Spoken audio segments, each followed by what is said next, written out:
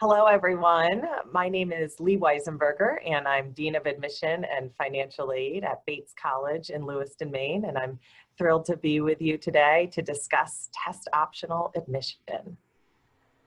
And I am Ralph Figueroa. I'm Dean of College Guidance at Albuquerque Academy in Albuquerque, New Mexico. And I'm also excited to be here to talk to you about this subject. And we're going to start with Lee, who is an expert in this.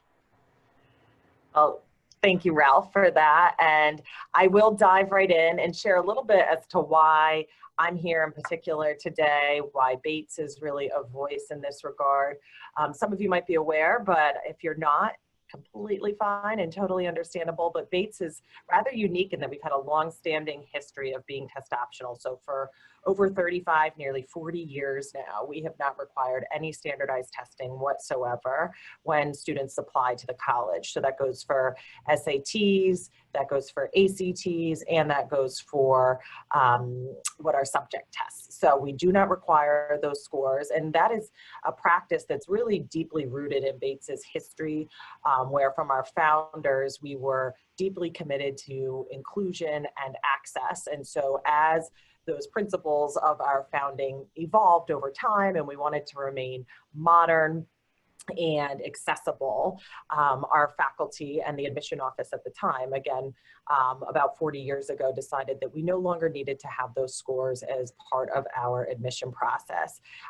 Research was being done then to really understand that there were inequities in terms of access to prepare a student for those tests, but also one could argue that the test itself is not all that equal in terms of how it measures a student's intelligence, but really a student's promise, a student's curiosity, and who they are as a whole person. So short and sweet, we did away with standardized testing in our admission process, and it served us well over the years. And so now we're really excited to be at this moment in history when many colleagues across the country are following suit. So there are thousands of institutions that now no longer require standardized testing in light of COVID, sure, but many institutions are piloting this program, and we hope will follow through and perhaps move to a test optional or perhaps even a test-free admission landscape. So what does that mean for you students as applicants?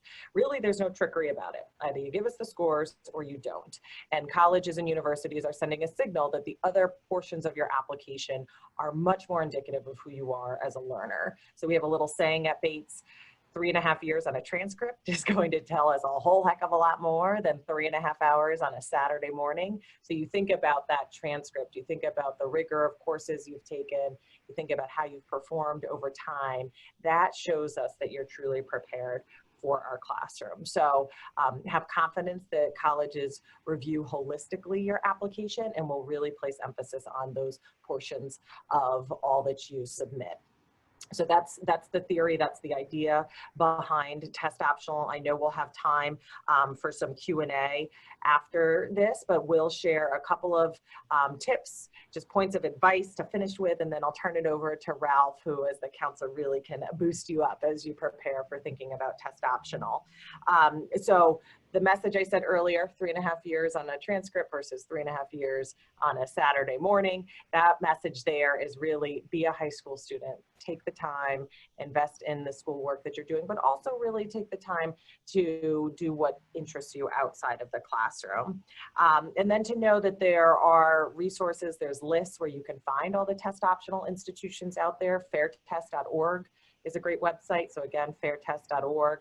A laundry list of all the schools that are test optional, but then now the 60 or so institutions that are test free or test blind. So you have that there. And then as Ralph will, I'm sure, share with you, you can consult him, you could consult your guidance counselor, your college counselor, wherever you might be, where they can really help you understand if test optional A is available at a given institution, but also if it's a great option for you. So I'll leave it at that. I'm excited to hear the questions you have, but for now, we'll turn it over to Ralph. Great, thank you.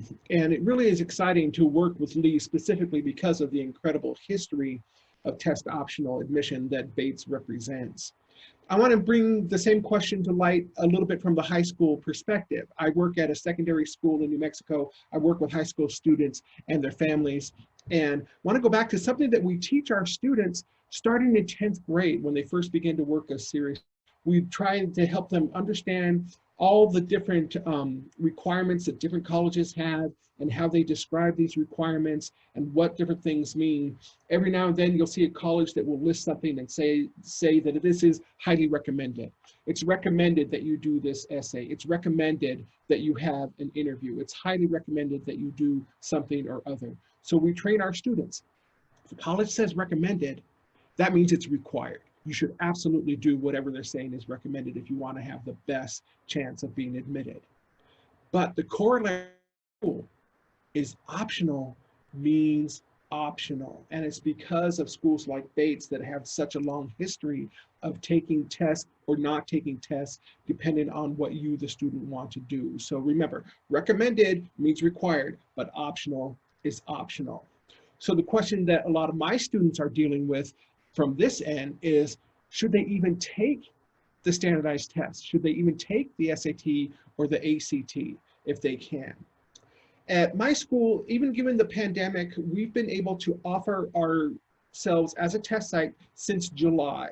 And we've done a good job. One of my colleagues, Donna White, I'll give her a shout out right now, does a great job of organizing our test center so that it's very safe. Students line up on the football field, spaced away, and we take the temperatures and do it all very carefully. Even so, in July when we offered the ACT, we were the only site in the whole city of Albuquerque that was open on that date.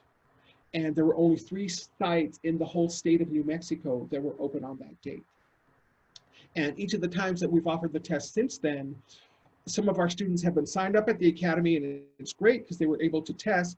Others have been signed up at other nearby testing centers and found that those canceled at the last minute. So even my students who are very well counseled, who have a lot of advantages academically and educationally, about half of my seniors have still never taken an SAT or an ACT this year. This is very, very unusual.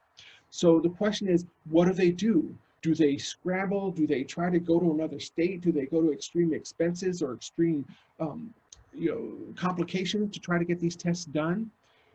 We say no. We say that given the circumstances of this year, don't go to extreme measures. Don't travel far away. Don't spend a lot of money to just take these tests. Take a deep breath, put faith in those 3.5 years that you're going to be demonstrating in the application, as Lee points out, and let those 3.5 hours go, okay?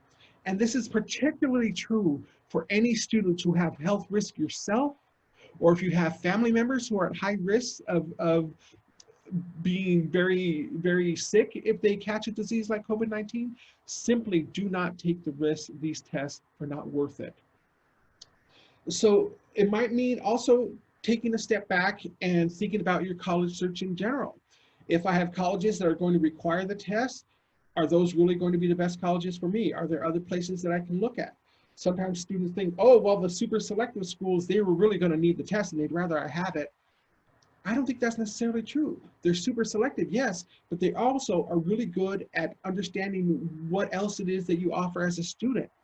And as a side note, students need to get over the idea that being more selective means a college is better than other colleges. Selectivity does not equal quality, and it never has. So that's just a little sideline for here. But focus on again, those 3.5 years, all the different things that you have to present to colleges.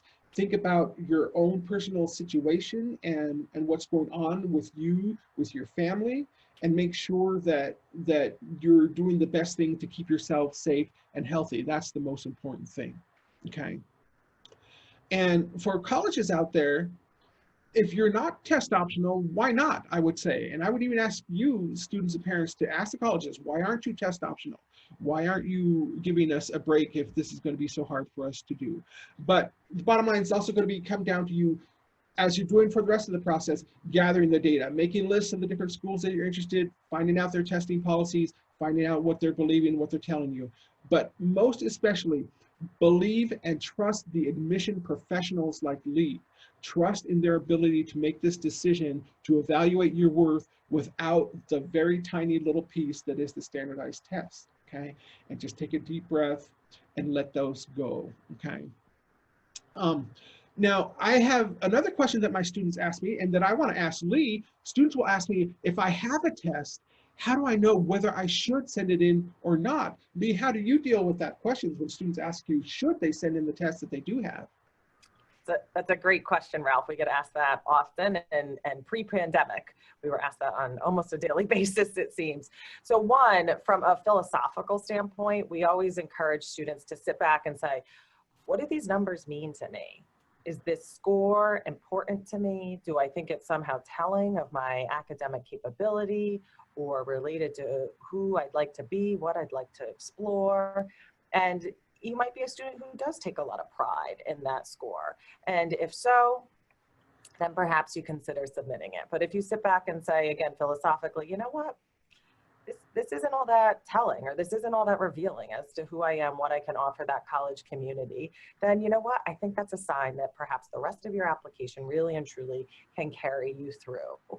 So from a philosophical standpoint, that's how we always counsel students. To answer that question, Ralph, numerically, I will say, just for fairness and to put out there, most colleges, if not all colleges, will publish what is the middle 50%, or maybe it's the median score, the average score, but they'll give you a ballpark figure of what either their applicants on average submit in terms of scores, or their admitted students, or even their enrolling class. So you should be able to find that on most college or university websites, the admission website, look up class profile. And if you find numerically that you're within range, then that might be a time, again, if philosophically you first said, I'm proud of these scores and I think they're telling of my academic capability, to then match with those numbers and then consider submitting. So that's how we guide students through that choice. Oh, I find that very helpful, because we do talk to students about the numbers, the mathematical side, but I like adding the philosophical side. I think that's important for a lot of our students to think about. Does this represent you? Do you feel that it really is a good representation of who you are as a student, what you could add?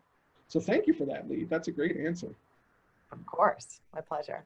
But again, bottom line is, this is not a new phenomenon, as Lee has demonstrated, as Bates College illustrates. So trust the admission professionals and trust in their ability to make this decision without those tests, and have faith in the test optional process. And good luck to you in your search and in your application process. And we hope you find the best places for you.